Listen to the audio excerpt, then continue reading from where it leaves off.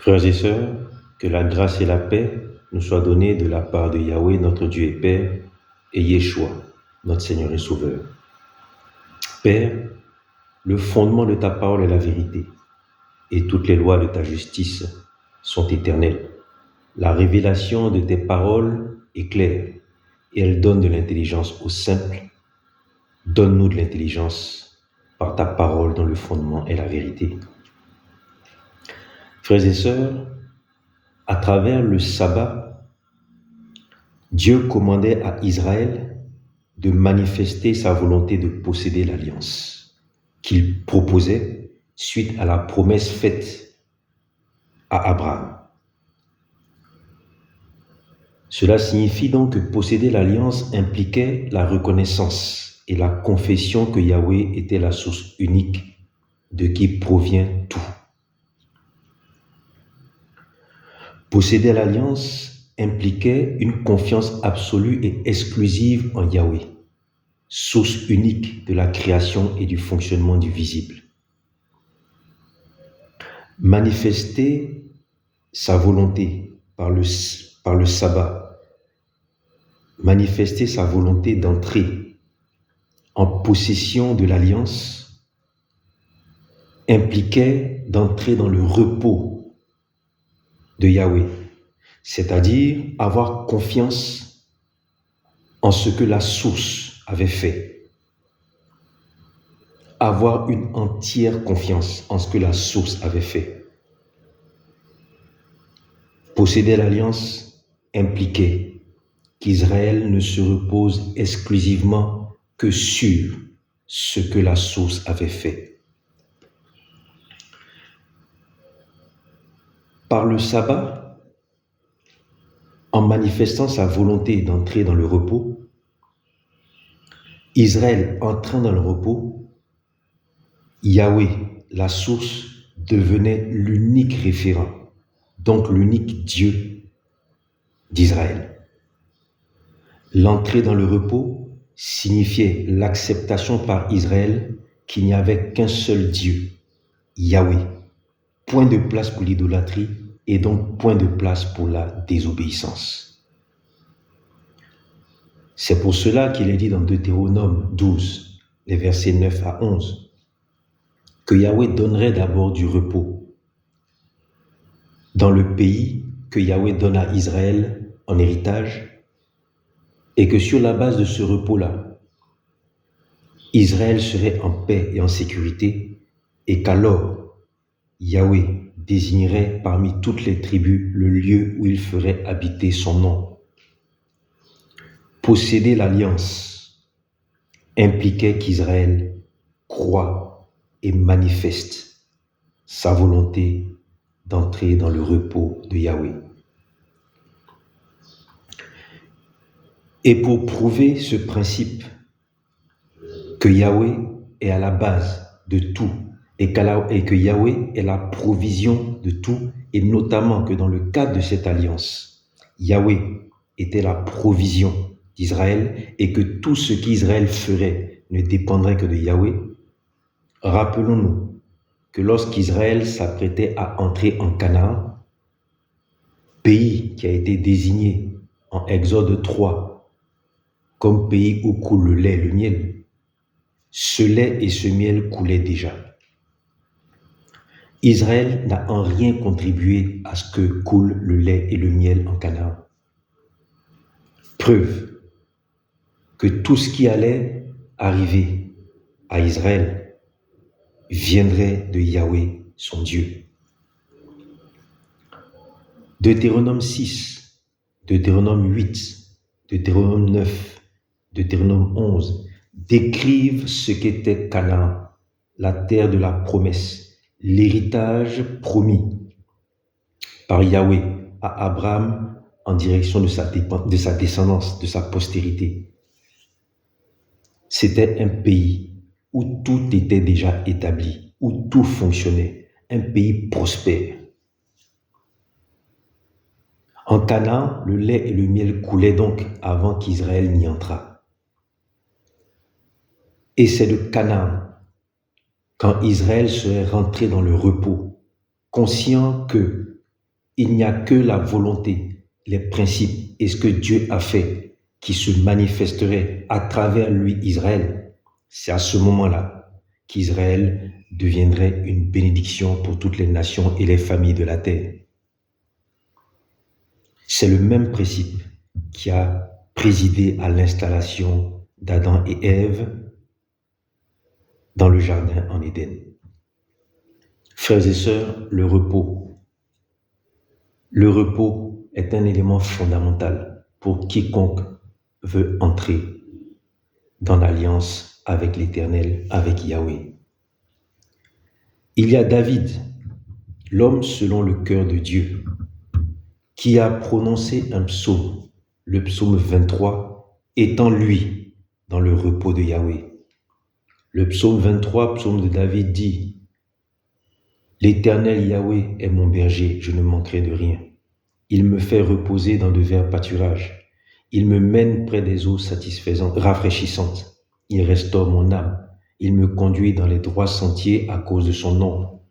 Même quand je marche dans une vallée d'ombre de la mort, je ne crains aucun mal, car tu es avec moi. Ta houlette et ton bâton me rassurent.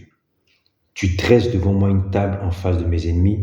Tu répands l'huile sur ma tête. Ma coupe est débordante. Frères et sœurs, celui qui a écrit ce psaume, en l'occurrence David, l'a écrit étant dans le repos de Yahweh. Nul ne peut écrire un tel psaume s'il n'est dans le repos de Yahweh. David ne parle jamais à la première personne, sauf pour évoquer le cas où il se trompe. Sinon, lorsqu'il parle, tout ce psaume est à la troisième personne en direction de Yahweh. Yahweh me fait reposer. Yahweh me mène. Yahweh restaure mon âme. Yahweh me conduit. Même quand je marche, lorsque moi j'emprunte une direction, lorsque je marche dans une vallée d'ombre mortelle, lorsque je marche dans la vallée de l'ombre de la mort, lorsque je me trompe, lorsque je me mets dans une situation délicate, lorsque je m'abandonne dans des choix qui me mènent dans l'erreur, je ne crains aucun mal. Voilà les seuls passages de ce psaume où David parle à la première personne. Pourquoi je ne crains aucun mal? Parce que toi, Yahweh, tu es avec moi. Ta houlette, c'est-à-dire ta direction, ton instruction, et ton bâton, c'est-à-dire ta correction, me rassure. Tu dresses devant moi une table. Frères et sœurs, à travers ce psaume, David manifeste la vie de celui qui est dans le repos. Et lorsque David dit ton bâton, c'est-à-dire l'objet de ta correction, me rassure, il faut savoir qu'il y a plusieurs psaumes où David a manifesté qu'il ne craignait jamais la correction de l'Éternel. Il y a des psaumes où David a dit « Sonde-moi, sonde mon cœur, sonde mes pensées, sonde mes actes et rends-moi selon la justice. » David n'a jamais craint la correction de l'Éternel, conscient que le fruit de cette correction est doux en vue de son amélioration, en vue de son perfectionnement. Frères et sœurs, le psaume 23 est le psaume de celui qui est dans le repos. Tout repose entre les mains de Dieu, de Yahweh, tout repose sur ce que Yahweh a fait et établi. C'est Yahweh qui fait reposer, c'est Yahweh qui mène, c'est Yahweh qui restaure, c'est Yahweh qui conduit. C'est la houlette et le bâton de Yahweh qui rassure. Alléluia. Deutéronome 12, les versets 4 à 10, nous révèlent un élément important en vue de posséder l'alliance. Celui qui veut posséder l'alliance que lui propose Yahweh l'Éternel, la source de laquelle provient toute chose bonne, doit absolument rentrer dans son repos, comme lui-même Yahweh, le 7e jour, est rentré dans le repos après qu'il ait tout fait, tout établi, tout écrit, en sorte que le monde, jusqu'à ce qu'il disparaisse, ne fonctionnera que selon la volonté établie par Yahweh. Jésus-Christ lui-même, Yeshua, notre Seigneur et Sauveur, était dans le repos.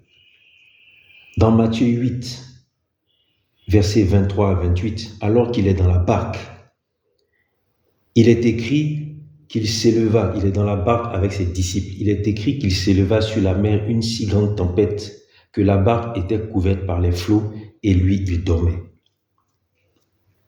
Yahweh Yeshua dormait parce qu'il était dans le repos de Yahweh, conscient qu'il avait une mission à accomplir, conscient qu'il était là pour un but et que tant que ce but n'était pas accompli, il ne pouvait rien lui arriver. Une tempête pouvait se déchaîner, elle ne pouvait pas l'empêcher, lui, d'accomplir la mission pour laquelle il était venu. Une tempête pouvait s'élever, les flots pouvaient se déchaîner, les flots n'avaient aucune capacité à le clouer à la croix. Donc aucune tempête, aucun flot ne pouvait perturber Yeshua qui lui demeurait dans le repos, conscient qu'il n'y a que ce que Yahweh avait prévu qui s'accomplirait. Frères et sœurs, le repos a été évoqué dans la Genèse. Yahweh l'a béni et l'a sanctifié.